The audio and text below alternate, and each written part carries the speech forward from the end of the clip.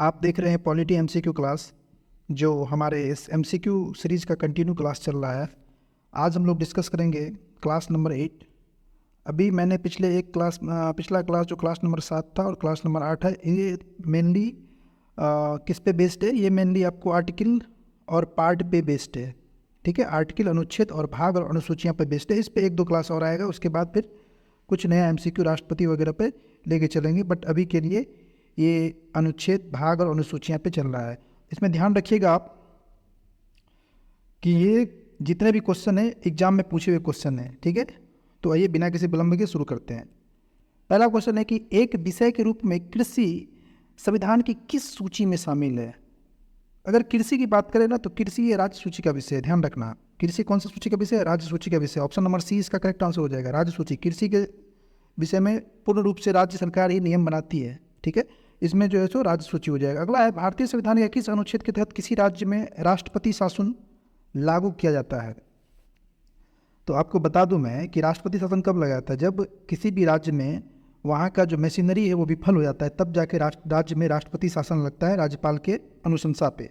तो राज्य में जो राष्ट्रपति शासन लगता है वो आर्टिकल 356 के तहत लगाया जाता है। यानी कि इसका जो सही उत्तर हो जाएगा वो जाएगा ऑप्शन नंबर बी, 356 अनुच्छेद। अगर राष्ट्रीय आपातकाल की बात करें तो आर्टिकल 352। कौन सा आपातकाल? राष्ट्रीय आपातकाल। ठीक है, और अगर बात कर दे तुम्हारा वित्तीय आपातकाल तो आर्टिकल नंबर 360 किससे रिलेटेड है?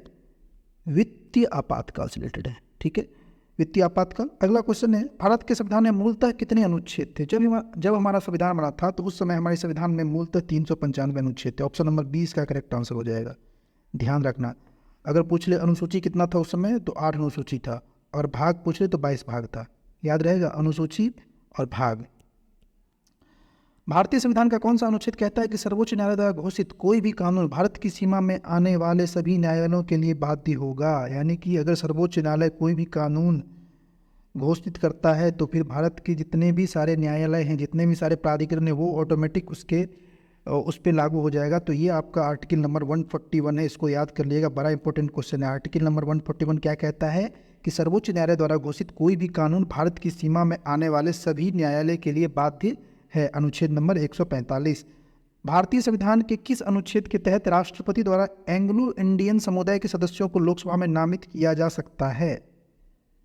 तो ये हो जाएगा तुम्हारा, इसका सही उत्तर हो जाएगा आर्टिकल नंबर 331। क्या हो जाएगा? Article number 331। राष्ट्रपति इसमें लोकसभा में 2 एंग्लो इंडियन समुदाय के सदस्यों को नामित कर सकते थे। अब है नहीं थे, क्योंकि इसे फिर बाद में हटा दिया गया है। ठीक है, इसका सही उत्तर हो जाएगा ऑप्शन नंबर डी। भारत में संविधान का निम्न में से कौन सा अनुच्छेद एक नए राज्य के गठन की व्यवस्था करता है? अब ये क्वेश्चन लोगों को फंसाएगा, क्योंकि आर्टिकल नंबर 2 आर्टिकल नंबर 3 एक जैसा है। ठीक है, अगर नए राज्य का गठन बोल दे, गठन, राज्य का गठन, मार दो आर्टिकल नंबर 3 आंख मूंद के। अगर बोले राज्यों का प्रवेश, संघ में नए राज्यों का प्रवेश, राज्यों का प्रवेश, तो मानना है तुमको तो ऑप्शन हो जाएगा अनुच्छेद नंबर 2। ध्यान रहे, राज्यों का गठन हो गया या फिर तोड़ मरोड़, बड़ा छोटा जो भी होता है वो सब आर्टिकल नंबर 3 में आ जाएगा। यानी देश के अंदर जो मौजूदा राज्य उसमें कोई भी परिवर्तन करना है तो आर्टिकल नंबर 3, और बाहर से अगर अंदर ला रहे हैं तो आर्टिकल नंबर 2। इसका करेक्ट आंसर हो जाएगा। अगला क्वेश्चन है, भारतीय संविधान के निम्न में से किस अनुसूची में विभिन्न संवैधानिक पदाधिकारियों द्वारा ली जाने वाली शपथ के प्रारूप का उल्लेख है? यह अनुसूची से क्वेश्चन है। तो शपथ किस अनुसूची में है? तो यह तुम्हारा तीसरी अनुसूची में हो जाएगा। किस में हो जाएगा? तीसरी अनुसूची में। इसका option number C correct answer होगा। देख लो दूसरी अनुसूची में क्या होता है, वेतन एवं भत्ते। क्या होता है? वेतन एवं भत्ते। अगर बात करें चौथी में तो राज्यसभा में राज्यों की सीटों का आवंटन। और पांचवी की बात करें तो अनुसूचित जाति और जनजाति क्षेत्रों का प्रावधान इसमें यह दिया गया है। अगला क्वेश्चन है, भारतीय संविधान के किस अनुच्छेद के अनुसार मंत्रिपरिषद सामूहिक रूप से लोकसभा के प्रति जवाबदेह होगी? तो अनुच्छेद 75 ये कहता है कि मंत्रिपरिषद सामूहिक रूप से लोकसभा के प्रति जवाबदेह होगी। इसका ऑप्शन नंबर बी सही उत्तर हो जाएगा, आर्टिकल नंबर 75। भारत के संविधान का कौन सा अनुच्छेद कहता है कि भारत की सीमा में आने वाले सभी प्राधिकरण दीवानी, न्यायिक, सर्वोच्च न्यायालय की सहायता में कार्य करेंगे? यानी कि जितने भी सारे प्राधिकरण हैं, चाहे वो दीवानी हो, न्यायिक हो, वो सर्वोच्च न्यायालय की सहायता करेंगे। तो इसका जो ऑप्शन हो जाएगा उसका करेक्ट आंसर हो जाएगा इसका article number 144। Option number C correct answer हो जाएगा, आर्टिकल नंबर 144। 4। भारत के संविधान के अनुसार मवेशी और पशुपालन का विषय किस में शामिल है? क्या ये राज्य में शामिल है या संघ में या संवर्ती सूची में? तो मवेशी एवं पशुपालन ये तुम्हारा राज्य सूची का विषय है। इसका option number B correct answer हो जाएगा। मवेशी एवं पशुपालन ये राज्य सूची का विषय है। अगला है भारतीय संविधान के अनुच्छेद 17 का संबंध किस चीज के उन्मूलन से है? तो आर्टिकल नंबर 17 अस्पृश्यता। अस्पृश्यता, ठीक है, ये मौलिक अधिकार में आता है आर्टिकल नंबर 70। इसका करेक्ट आंसर हो जाएगा बी अस्पृश्यता। अगला क्वेश्चन है भारत संविधान का कौन सा अनुच्छेद धर्म, नस्ल, लिंग तथा जन्म स्थान के आधार पर किए जाने वाले भेदभाव को प्रतिबंधित करता है? धर्म, नस्ल, लिंग और जन्म स्थान। इसका सही उत्तर हो जाएगा तुम्हारा आर्टिकल नंबर 15, अनुच्छेद 15, यानी कि ऑप्शन नंबर डी इसका सही उत्तर हो जाएगा, अनुच्छेद 15। अगला क्वेश्चन कह रहा है कि भारत के संविधान में अनुच्छेद में सम्मेलन में पिछड़ा वर्ग के राष्ट्रीय आयोग का गठन किया गया था। तो ध्यान रखना, इसमें मैं बता दूं तुमको 3 आर्टिकल याद रखना, 338, 338 ए, 338 बी। 338 की बात करें तो अनुसूचित जाति,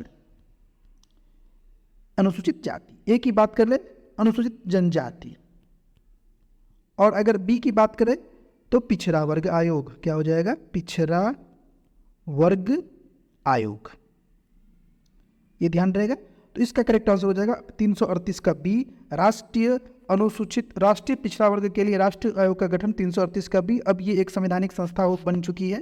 पहले ये एक वैधानिक निकाय थी, बट इसको जो है सो कौन सा अमेंडमेंट किए थे हम लोग? तो संविधान में 102वां संविधान संशोधन अधिनियम 2018 में इसको हम लोग संवैधानिक मान्यता दिए थे। और जो राष्ट्रीय पिछड़ा वर्ग आयोग का गठन हुआ था वो कब हुआ था? 1993 में हुआ था। ये भी ध्यान रखना, 1993 में इसका गठन हुआ था। क्लियर है? अगला क्वेश्चन है भारतीय संविधान के किस अनुच्छेद के तहत आबादी के एक हिस्से में बोले जाने वाली भाषा के लिए एक विशेष प्रावधान है? यानी कि अगर कोई भी एक क्षेत्र के लोग एक भाषा बोलते हैं ना, तो उसके लिए हमारे कॉन्स्टिट्यूशन में एक विशेष प्रावधान है। तो ये हमारा आर्टिकल नंबर कहता है 347। ऑप्शन नंबर सी इसका करेक्ट आंसर हो जाएगा, अनुच्छेद नंबर 347। अगला क्वेश्चन है किस अनुच्छेद के तहत संसद संविधान में संशोधन कर सकती है? Very easy question. Article number 360 कहाँ है? 368 मार दो, ऑप्शन नंबर डी। संसद संविधान में संशोधन कौन से अनुच्छेद के तहत कर सकती है? अनुच्छेद नंबर 368, ऑप्शन नंबर डी इसका सही उत्तर हो जाएगा। अगला क्वेश्चन देखो क्या है, भारत के संविधान में वह कौन सा अनुच्छेद है जिसमें भारत के नियंत्रक और महालेखक परीक्षक का उल्लेख है? ये भी इंपॉर्टेंट क्वेश्चन है। अगर पूछ ले भारत के नियंत्रक और महालेखक परीक्षक, तो इसका सही उत्तर हो जाएगा option number D. Article number 148 में भारत के नियंत्रक एवं महालेखक परीक्षक का उल्लेख है, आर्टिकल नंबर 148। अगला क्वेश्चन है कि भारत के संविधान के किस अनुसूची का मिलान उसकी सामग्री के साथ गलत किया गया? यानी कि ये चेक करना है, दूसरी अनुसूची भाषा गलत क्या है? वेतन एवं भत्ते, ऑप्शन नंबर ए सही हो जाएगा। ऑप्शन नंबर ए इसका सही उत्तर होगा, दूसरी अनुसूची में भाषा जो कि गलत है। तो क्वेश्चन ने पूछा था कौन सा गलत है, तो पहला ही गलत है, ध्यान रखना। क्योंकि दूसरी अनुसूची में क्या है? दूसरी अनुसूची में जो है सो वेतन एवं भत्ते का उल्लेख किया गया है। भारत के संविधान का अनुच्छेद अनुसूचित क्षेत्रों और अनुसूचित क्षेत्रों के प्रशासन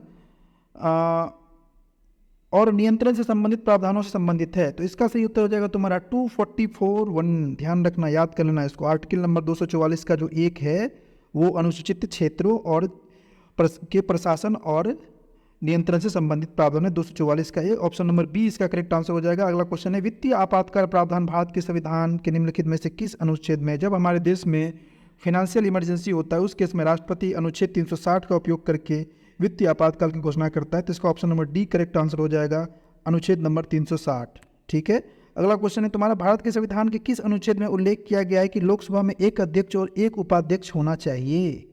वेरी इंपॉर्टेंट क्वेश्चन है। लोकसभा की अगर बात करें तो लोकसभा में तुम्हारा जो आर्टिकल नंबर 93 है ना, वो कहता है कि जब लोकसभा का निर्माण हो तो उसके तुरंत जस्ट बाद एक अध्यक्ष और एक उपाध्यक्ष तुरंत में से चुन लेना चाहिए। तो आर्टिकल नंबर 93 इसका करेक्ट आंसर होगा, यानी कि ऑप्शन नंबर ए इसका सही उत्तर हो जाएगा।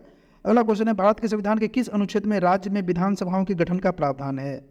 राज्य में विधानसभाओं के गठन का प्रावधान article number 168, option number B correct answer. अगर 169 बोलते हैं तो विधानसभा का गठन, विधान परिषद क्या हो जाएगा यहाँ पे? विधान परिषद। और एक और देख लेते हैं तुम लोग क्या बोले, तो 165 देख लो यहाँ पे दिया गया है, ये हो जाएगा राज्य का महाधिवक्ता। क्या हो जाएगा? महाधिवक्ता। ध्यान रहेगा ये सारा। अगला क्वेश्चन है भारतीय संविधान के अनुच्छेद 49 में निम्नलिखित में से कौन सा प्रावधान है? आर्टिकल नंबर 49, पहले बताओ आर्टिकल नंबर 49 किससे संबंधित है? तो ध्यान होगा कि हमारा संविधान जो है वो भाग 4 डीपीएसपी राज्य के नीति निर्देशक सिद्धांत से प्रेरित है। इसमें आर्टिकल नंबर जो 49 है वो ये कहता है कि प्राकृतिक महत्व के स्मारकों और स्थानों तथा वस्तुओं का संरक्षण करना है, यानी कि ऑप्शन नंबर बी इसका करेक्ट आंसर हो जाएगा आर्टिकल नंबर 49 का। अगला है, भारतीय संविधान के किस अनुच्छेद के अंतर्गत एक मंत्रिमंडल का होना अनिवार्य है जिसका मुखिया प्रधानमंत्री होगा? तो ये हो जाएगा तुम्हारा आर्टिकल नंबर 74(1). राष्ट्रपति की सलाह के लिए एक मंत्रिपरिषद प्रधानमंत्री का एक क्या होगा मंत्रिमंडल का होना आवश्यक है। तो ऑप्शन नंबर ए इसका करेक्ट आंसर हो जाएगा अनुच्छेद 74 का 1। भारत के संविधान के किस अनुच्छेद के अनुसार राष्ट्रपति संसद के स्थगन पर अध्यादेश पारित कर सकता है? यानी कि जब संसद स्थगित हो उस समय राष्ट्रपति अध्यादेश किस अनुच्छेद के तहत करेगा? तो अनुच्छेद नंबर 213। वेरी इंपॉर्टेंट क्वेश्चन है। अगर राष्ट्रपति अध्यादेश जारी करता है तो आर्टिकल नंबर 123 के अनुसार, और अगर राज्य में राज्यपाल करेंगे तो आर्टिकल नंबर 213 के तहत राज्यपाल भी क्या कर सकते हैं? अध्यादेश पारित कर सकते हैं। अगला क्वेश्चन देखो, भारतीय संविधान के किस अनुच्छेद में धन विधेयक की परिभाषा दी गई है? ये भी एक इंपॉर्टेंट क्वेश्चन है। धन विधेयक याद कर लो, अनुच्छेद number 110। Option number B correct answer, अनुच्छेद 110 धन विधेयक। ध्यान रखना आर्टिकल नंबर 110 किससे संबंधित है? धन विधेयक। डायरेक्ट क्वेश्चन पूछेगा, टिक करके आना है। तो ये था हमारा आज का क्लास, इसमें हम लोगों ने 25 MCQ देखे हैं। अभी मैं अनुच्छेद पे 2 और 3 क्लास, मुश्किल से 2 क्लास लाऊंगा, उसके बाद मैं फिर इस MCQ में अलग टॉपिक लाऊंगा। तो मिलते हैं अगले क्लास में, तब तक के लिए जय हिंद। और ये वीडियो कैसा लगा कमेंट कीजिए, शेयर कीजिए और चैनल को सब्सक्राइब कर लीजिए। Thank you.